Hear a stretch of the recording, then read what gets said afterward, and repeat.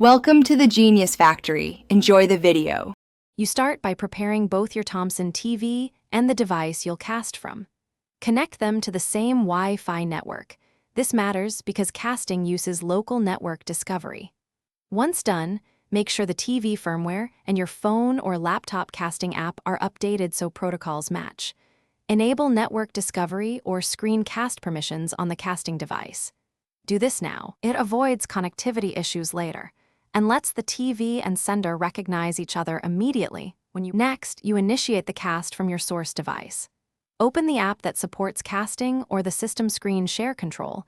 This is where discovery happens. Once the TV appears in the list, select your Thomson TV and wait for the handshake. Make sure to confirm any pairing prompts or enter a PIN shown on the TV. This secures the link. If the TV doesn't appear, toggle Wi-Fi or restart the app. These steps refresh discovery and usually resolve temporary visibility faults. Finally, you complete the connection and verify playback. Switch the TV input if needed, then play content and check audio-video sync. Adjust volume and aspect ratio on the app or TV.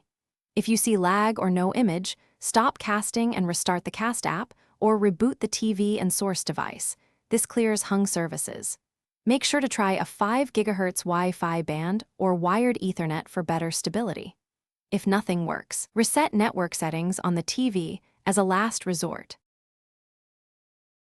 Thanks for watching. If you found this helpful, don't forget to like and subscribe.